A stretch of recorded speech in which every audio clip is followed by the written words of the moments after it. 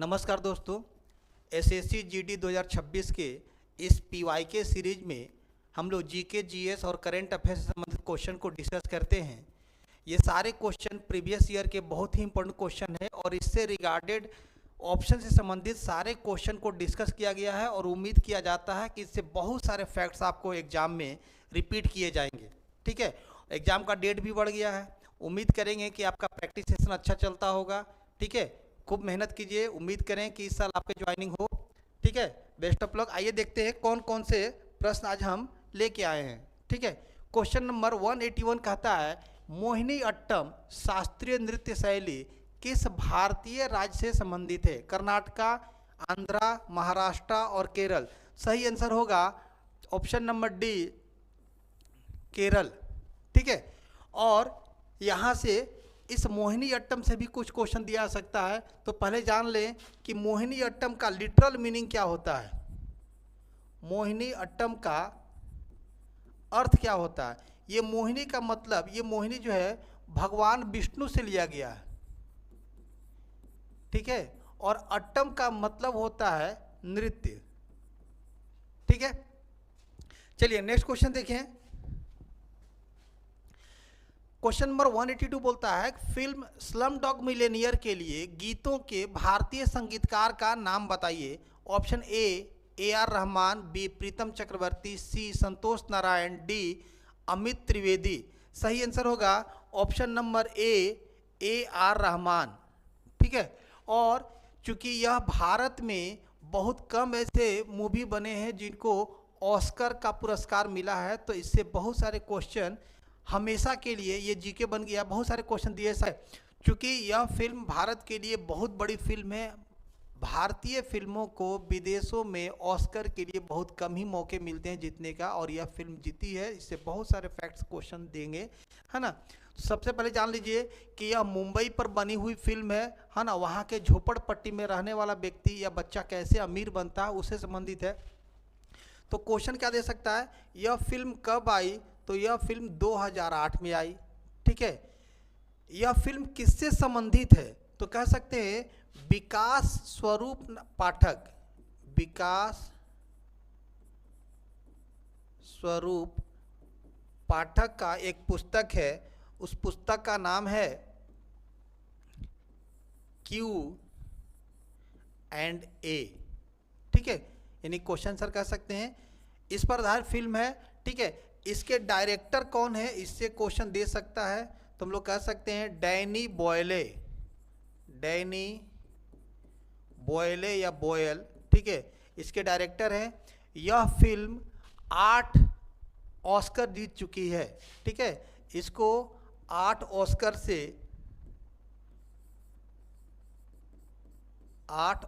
से नॉमिनेट किया गया, 8 ऑस्कर इसको मिले। ठीक है, चलिए नेक्स्ट क्वेश्चन देखें। कोणार्क उत्सव निम्न में से किस राज्य में मनाया जाता है? ऑप्शन है ए मणिपुर, बी उड़ीसा, सी आंध्रा, डी केरल। सही आंसर होगा ऑप्शन नंबर बी, उड़ीसा। ठीक है, देखिएगा उड़ीसा में कोणार्क मंदिर है। ठीक है, और प्रतिवर्ष 1 से 5 दिसंबर के बीच यह आयोजन होता है। ठीक है, इस एक क्वेश्चन और दे सकता है कि यूनेस्को की वर्ल्ड हेरिटेज साइट में यह स्थल शामिल है ना। तो कह सकते हैं कि यूनेस्को की सूची में कब डाला गया? तो ये क्वेश्चन आपको एक नया बन सकता है। तो बोलेंगे 1984 में यह यूनेस्को में शामिल हुआ। ठीक है, चलिए नेक्स्ट क्वेश्चन देखें। तत्व, यौगिक और समांगी मिश्रण के क्रमानुसार एक के बाद एक रखते हुए पदार्थों के क्रम का चयन कीजिए। ऑप्शन ए है लौह, मीथेन और समुद्री जल। ऑप्शन बी है पारा यानी Hg, लवण और दूध। ऑप्शन सी है लवण, लौह और समुद्री जल। ऑप्शन डी पारा यानी Hg, लौह और तनुकृत अम्ल, एसिटिक अम्ल। देखिएगा क्वेश्चन को अगर समझ जाए तो आंसर निकल जाएगा। क्रम से सजाना है, उसमें एक तत्व होना चाहिए, एक यौगिक होना चाहिए और एक समांगी मिश्रण होमोजेनियस मिक्सचर होना चाहिए। ठीक है, तो जो प्रश्न है उसको काट देते हैं। इनमें से देखिएगा कि ये लवण सॉल्ट को कहते हैं, ठीक है, तो तत्व तो हो नहीं सकता है। दूसरा पारा, ये होगा नहीं, ठीक है। क्यों नहीं होगा पारा? क्योंकि यहाँ पर बोलता है कि पारा के बाद लौह आना चाहिए, और लौह क्या है? यौगिक नहीं है, तो ये खत्म हो गया, ठीक है। ये भी खत्म हो गया, ये भी खत्म हो गया। आंसर हो गया ऑप्शन नंबर ए, लौह यानी कि यौगिक यानी कि मीथेन CH4। और समांगी मिश्रण का मतलब समुद्री जल। देखिएगा, समांगी मिश्रण वह मिश्रण है जो अगर किसी ऑब्जेक्ट में मिलाया जाए तो उसका पूरा मिक्सचर एक फिक्स लेयर में, फिक्स रेशियो में घुल करके गायब हो जाता है। जैसे हम लोग बोले नमक और पानी का, नमक और चीनी का, या हवा में हवा का जो मिक्सचर है वो भी होमोजेनियस मिक्सचर आएगा। तो क्या बोलेंगे? नमक पानी, नमक चीनी, ठीक है, या हवा हवा का जो मिश्रण है वो सब क्या है? समांगी मिश्रण है। घुलने के बाद आप देख करके अंतर नहीं लगा सकते कि वो कहाँ छुपा हुआ है। चलिए नेक्स्ट क्वेश्चन देखें। अक्टूबर 2025 में दादा साहब फाल्के पुरस्कार से किस व्यक्ति को सम्मानित किया गया है? ऑप्शन है ए मोहनलाल, बी रजनीकांत, सी मिथुन चक्रवर्ती, डी अमिताभ बच्चन। सही आंसर होगा ऑप्शन नंबर ए मोहनलाल। देखेंगे कि 2023 का यह क्वेश्चन है। 2023 में ऑप्शन था मिथुन चक्रवर्ती, लेकिन जो करंट अफेयर्स था तो 2025 हमने कर दिया, और आंसर है 2025 में मोहनलाल। यह क्या है? 71वां राष्ट्रीय फिल्म पुरस्कार है, ठीक है। और इससे पहले किसको मिला था? तो बोलेंगे मिथुन चक्रवर्ती को मिला था। 2025 में किसको मिला? मोहनलाल को मिला। मोहनलाल कौन है? साउथ के बहुत बड़े, है ना, ये साउथ इंडिया के ये सम्मानित अभिनेता हैं, ठीक है। इससे और भी क्वेश्चन पूछ सकता है कि दादा साहब फाल्के पुरस्कार कब से आरंभ हुआ? तो कह सकते हैं कि यह 1969 से स्टार्ट हुआ है, ठीक है। और पहला किसको मिला? तो देविका रानी रोरिक, देविका रानी रोरिक। चलिए नेक्स्ट क्वेश्चन देखें। 2011 की जनगणना के अनुसार भारत का बाल लिंगानुपात कितना था? ऑप्शन है ए 940, बी 919, सी 945, डी 927। सही है, आंसर होगा यहाँ पर option number B 919।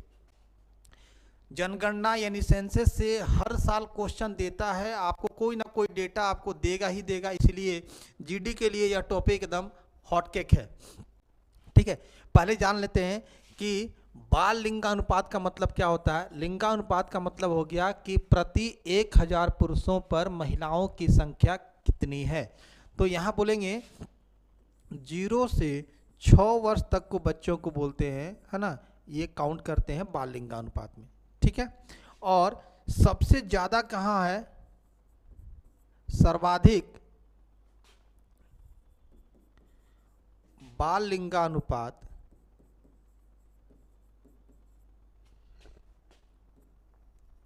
Arunachal Pradesh में, ठीक है। कितना होगा? तो 972। अगर सबसे कम पूछ दिया जाए तो बोलेंगे सबसे कम लिंगानुपात, तो बोलेंगे हरियाणा 834। चलिए नेक्स्ट क्वेश्चन देखें।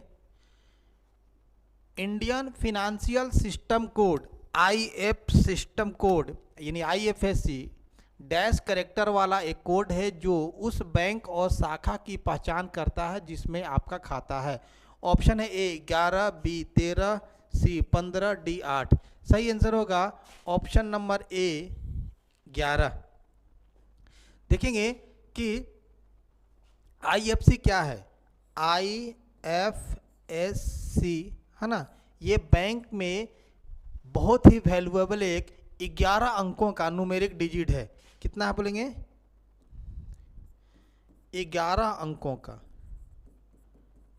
ठीक है, इसमें क्या होता है, तो शुरू में 4, एक बीच में 0 और लास्ट में 6 अंक होंगे। ठीक है, तो कुल मिला कितने हो गए? 4, 1, 5 और 6, 11। तो शुरू का जो 4 है ये बोलता है बैंक का नाम। ठीक है, लास्ट का 6 बोलेगा ब्रांच कोड। ठीक है, जैसे मान लेते हैं, अगर कोई एग्जांपल देख ले, चलिए हम लोग बात करते हैं SBI का। ठीक है, तो SBIN।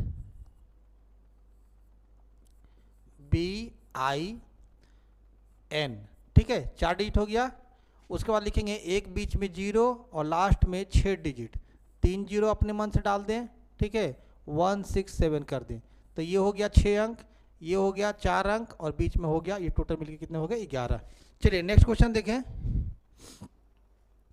निम्नलिखित में से किसने अभिनव भारत मंदिर यंग इंडिया सोसाइटी की स्थापना की?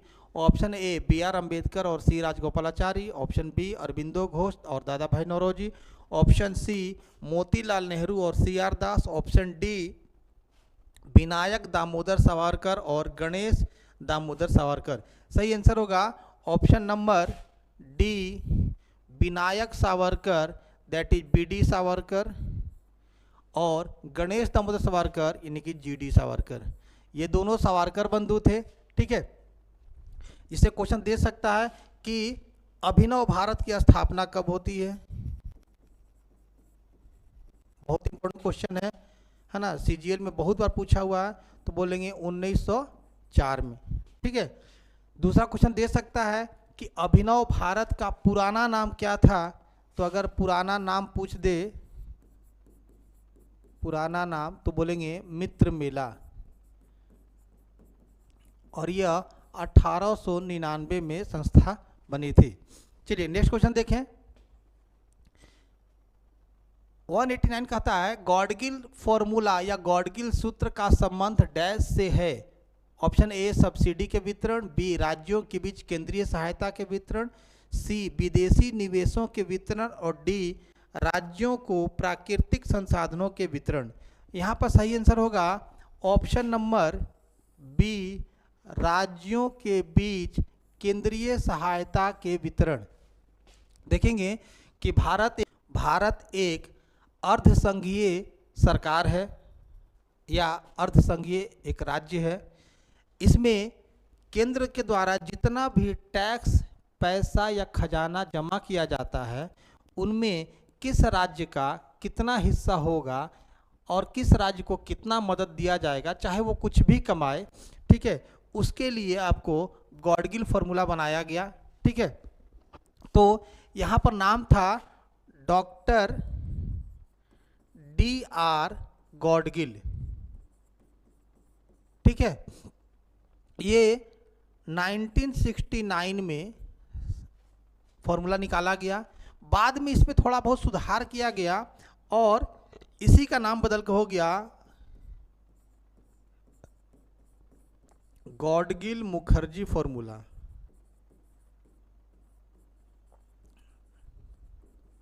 ठीक है, कौन सी योजना में? तो 8वीं पंचवर्षीय योजना में कह सकते हैं, 8वीं पंचवर्षीय योजना में। और अगर इससे पूछे कि गॉडगिल फॉर्मूला कब आया था, तो बोल सकते हैं 4th से 5th पंचवर्षीय योजना, 5th ईयर प्लान में। ठीक है, चलिए नेक्स्ट देखें। सिंधु नदी भारत में कहाँ प्रवेश करती है? ऑप्शन ए कश्मीर घाटी, बी गिलगिट घाटी, सी यह भारत में नहीं बहती, डी लद्दाख। सही आंसर होगा ऑप्शन नंबर डी लद्दाख। इससे पहले आंसर था कश्मीर घाटी। ठीक है, तो जम्मू कश्मीर का बंटवारा करके 2 राज्य बना दिए गए। लेफ्ट में कर दिया गया जम्मू कश्मीर और राइट का हिस्सा हो गया लद्दाख का। और इसी लद्दाख में सिंधु नदी प्रवेश करती है। तो सिंधु नदी से एक दो फैक्ट्स क्वेश्चन दिया जा सकता है। क्या दिया सकता है कि सर सिंधु नदी का उद्गम कहाँ पर है, तो बोलेंगे मानसरोवर झील।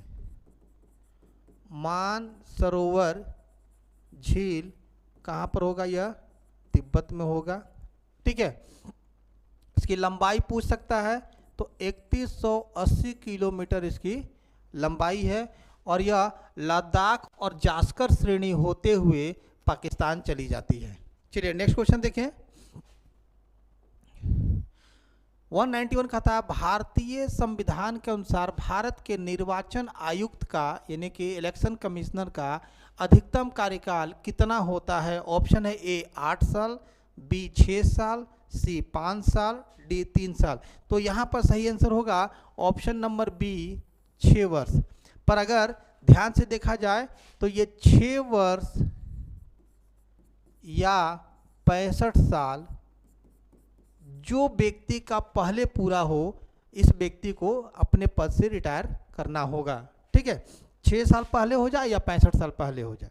ठीक है, इसके बाद क्वेश्चन पूछ सकता है कि सर निर्वाचन आयोग का या निर्वाचन आयोग का आर्टिकल क्या होगा। तो बोलेंगे 324 से 329 तक ये आर्टिकल है किसका, निर्वाचन आयोग का। बहुत इंपॉर्टेंट क्वेश्चन है। ठीक है, अगला क्वेश्चन दे सकता है, ठीक है, कि निर्वाचन आयोग की स्थापना कब हुई थी। तो बोलेंगे इसकी स्थापना 25 जनवरी 1950 को हुई थी और इसीलिए 25 जनवरी को प्रतिवर्ष मतदाता दिवस हम लोग मनाते हैं। ठीक है, करंट अफेयर्स के रूप में अगर क्वेश्चन को डील करें तो कह सकता है कि वर्तमान में मुख्य चुनाव आयुक्त कौन है, तो कह सकते हैं ज्ञानेश कुमार। हाँ, चीफ इलेक्शन कमिश्नर कौन है, ज्ञानेश कुमार। चलिए नेक्स्ट क्वेश्चन देखें। भारतीय संविधान के किन अनुच्छेदों के अंतर्गत मौलिक अधिकार निहित है। ऑप्शन ए अनुच्छेद 12 से 35, बी 18 से 45, सी 14 से 24, डी 10 से 32। सही आंसर होगा ऑप्शन नंबर ए आर्टिकल 12 से 35। ठीक है, भारत के संविधान में मूल अधिकार सबसे वैल्यूएबल टॉपिक है और भारत की आत्मा या संविधान की आत्मा इसको कह सकते हैं। ठीक है, इससे बहुत सारे फैक्ट्स होंगे। क्या भाई, तो मूल अधिकार या किसमें है, तो भाग 3 में वर्णित है। ठीक है, अभी कितने मूल अधिकार हैं, तो अभी 6 मूल अधिकार हैं। पहले 7 था और 7वां जो था संपत्ति का अधिकार, उसको हटा करके किस में डाल दिया गया है, तो जो 7वां था उसको 300 ए में शामिल किया गया है।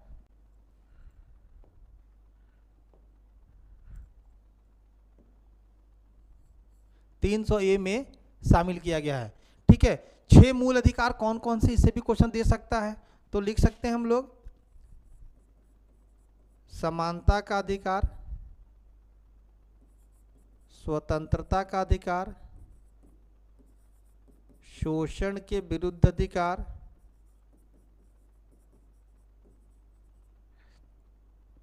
उसके बाद बोल सकते हैं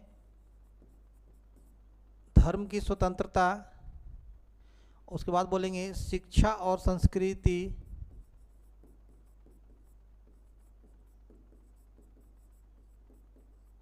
और लास्ट में संवैधानिक उपचार, कॉन्स्टिट्यूशनल रिमेडी। ठीक है, आर्टिकल से पूछा जाए तो बोलेंगे 14 से 18 है ना, आर्टिकल 19 से 22, 23-24, 25 से 28, 29-30 और ये आर्टिकल 32। ठीक है, चलिए नेक्स्ट क्वेश्चन देखें। किस ग्रह में उपग्रहों की संख्या सबसे अधिक है? Option number A Brihaspati, B Arun यानी यूरेनस, बी शनि यानी सैटर्न, डी वरुण यानी कि नेपच्यून। सही आंसर होगा अभी के अनुसार ऑप्शन नंबर सी सैटर्न या शनि। शनि में अभी 146, कहीं कहीं 145 भी मिलेगा, चलेगा। 146 अभी सैटेलाइट है यानी कि उपग्रह है। ठीक है, इससे पहले कौन सा था? तो बोल सकते हैं कि इससे पहले बृहस्पति था, और बृहस्पति में कितने उपग्रह थे? तो 95। ठीक है, अरुण और वरुण भी पूछ ले तो अरुण में हो जाएगा आपका 27 और इसमें हो जाएगा 14। चलिए नेक्स्ट क्वेश्चन देखें। भारत के नागरिकों के लिए कितने मौलिक कर्तव्य हैं? ऑप्शन है ए 8, बी 6, सी 10, डी 11। सही आंसर होगा अभी के अनुसार ऑप्शन नंबर डी 11। देखेंगे कि जो मूल कर्तव्य है भारत के मूल संविधान में इसका वर्णन नहीं मिलता है। मूल कर्तव्य 42वां संविधान संशोधन 1976 के तहत भारत के संविधान में जोड़ा गया। ठीक है, और यह इसका रिकमेंडेशन कौन किया था? तो स्वर्ण सिंह कमेटी ने इसका रिकमेंडेशन दिया था। उस समय 10 मूल कर्तव्य को इसमें डाला गया था, लेकिन 86वां संशोधन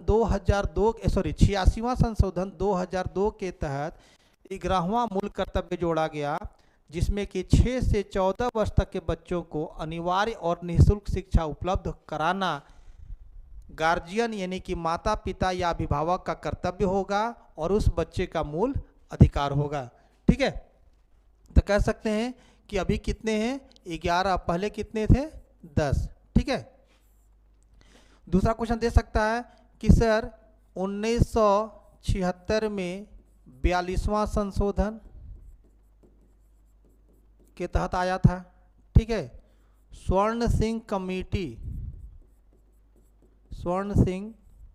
कमेटी के रिकमेंडेशन पे लाया गया था। ठीक है, 86वां संशोधन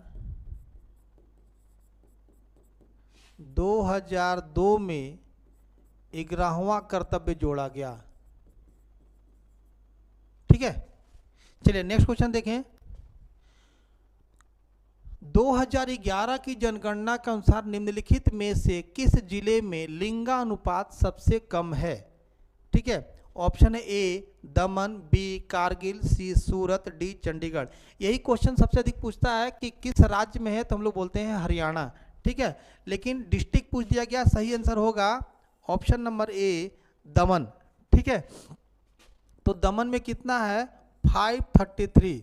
तो ये दमन कहाँ है? तो दादरा नागर हवेली और दमन द्वीप, जो कि गुजरात और महाराष्ट्र के बीच के क्षेत्र में यह स्थित है, या यूँ कहें गुजरात के कच्छ के खाड़ी में स्थित एक केंद्र शासित प्रदेश है। चलिए नेक्स्ट क्वेश्चन देखें। ओलंपिक बैडमिंटन में कितनी स्पर्धाएं खेली जाती हैं? ऑप्शन है ए 5, बी 7, सी 6, डी 3। तो यहाँ पर सही आंसर होगा ऑप्शन नंबर ए 5। ठीक है, तो बैडमिंटन में कौन कौन से होंगे? तो 3 प्रकार के गेम हैं। पहला सिंगल, ये मेंस है। फिर से कह सकते हैं डबल यानी जोड़ा में, ये भी मेंस है। ठीक है, तो फिर से कह सकते हैं सिंगल किसका है? तो ये वीमेंस का या महिलाओं का है। और यहाँ पर भी डबल होगा, यानी 2 महिलाएं खेलेंगी। ठीक है, लेकिन दोनों मिला के एक मेल और एक फीमेल है ना, ये जब मिल के खेलते हैं तो हम लोग बोलते हैं इसको मिक्स्ड। तो 2 इसमें, 2 इसमें और एक यहाँ। चलिए नेक्स्ट क्वेश्चन देखें। प्राचीन काल में निम्नलिखित में से किसने स्पष्ट रूप से उल्लेख किया था कि मनुष्य के शरीर में 360 हड्डियां होती हैं?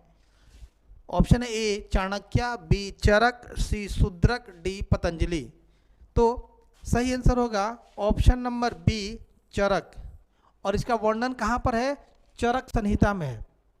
देखेंगे कि चरक संहिता आयुर्वेद से संबंधित है और हमारे सबसे पुराने ग्रंथों में इसका नाम, सबसे महत्वपूर्ण ग्रंथों में इसका नाम आता है। ठीक है, अभी तक जानते थे कि हड्डियों की संख्या कितनी है, तो बोलते थे 206 वयस्कों में, ठीक है, 208 किस में, अल्प वयस्क में। लेकिन अगर नवजात का नाम आ जाए, न्यू बॉर्न बेबी का, तो इसमें 300 प्लस हड्डियां होती। लेकिन यहाँ पर तो 360 बोल रहे हैं, लेकिन कैसे बोले थे, तो ये सारी हड्डियों को मिला करके साथ में क्या जोड़ दिया, दांतों की संख्या, यानी कि हड्डी भी जोड़े प्लस दांत जोड़ दिए, 32 दांत होते हैं, और प्लस कार्टिलेज, है ना, यानी कि उपास्थि, है ना, को जोड़ करके टोटल 360 हड्डी बताई गई है। चलिए नेक्स्ट क्वेश्चन देखा जाए।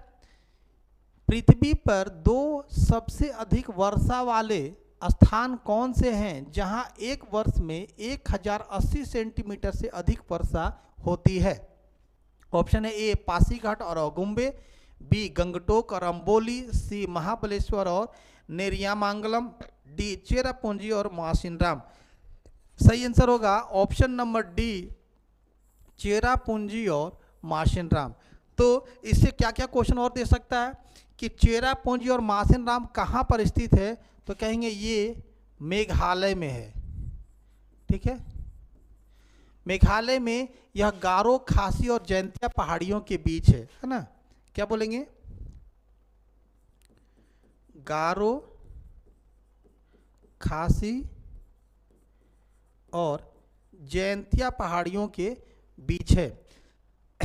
चेरापूंजी का नाम अब बदल भी चुका है, अगर क्वेश्चन दे दे चेरापूंजी का नया नाम क्या है, तो बोलेंगे चेरापूंजी का नाम, ठीक है,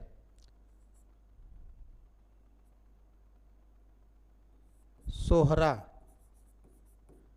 ठीक है। यहां पर सबसे ज्यादा बारिश कितनी होती है, तो कह सकते हैं कि अभी तो मासेनराम में, चेरापूंजी कम हो गया, मासेनराम में लगभग 1100 सेंटीमीटर, या अगर बोला जाए तो 11,000 मिलीमीटर वर्षा प्राप्त होती है। हालांकि वर्षा का एग्जैक्ट फिगर नहीं हो सकता कि हर साल इतना ही बरसेगा, कभी थोड़ा कम या कभी ज़्यादा हो सकता है। दूसरा क्वेश्चन देता है कि इस चेरापूंजी को हम लोग विश्व में सबसे ज़्यादा वर्षा वाला स्थान के रूप में याद करते हैं। चलिए नेक्स्ट क्वेश्चन देखें। शीत ऋतु के दिनों में हम मौसम किस प्रकार होने पर ज़्यादा ठंड महसूस करते हैं? आर्द्र मौसम, मेघाच्छादन मौसम यानी कि बादल वाले मौसम, अनार्द्र मौसम यानी कि बिना पानी वाला मौसम, और साफ मौसम। सही आंसर होगा ऑप्शन नंबर डी, साफ मौसम। साफ मौसम में बादल जब नहीं रहे उस समय हमको सबसे अधिक ज़्यादा ठंड महसूस होती है, ठीक है। चलिए नेक्स्ट क्वेश्चन देखें। आईपीएल 2026 में रॉयल चैलेंजर्स बेंगलुरु आरसीबी के मालिक हैं कौन? Option A Aryaman Vikram Birla, option B Vijay Mallya, option C Kavya Maran, D Sanjiv Goenka. सही आंसर होगा option number A Aryaman Vikram Birla. यह करंट अफेयर क्वेश्चन है, ठीक है। देखेंगे 1.78 अरब डॉलर, याद रखिएगा डेटा से क्वेश्चन दे सकता है, या इसी को बोले 16,706 करोड़ में, ठीक है, आरसीबी बेंगलोर को बेच दिया गया है, और बिरला समूह अपने कुछ पार्टनर्स के साथ, जिसमें ब्लैक स्टोन का भी नाम आता है, के साथ इसको खरीद लिए हैं। चलिए नेक्स्ट क्वेश्चन देखें। सॉरी, आज तक के लिए इतना ही, नेक्स्ट वीडियो में फिर मिलेंगे। Thank you.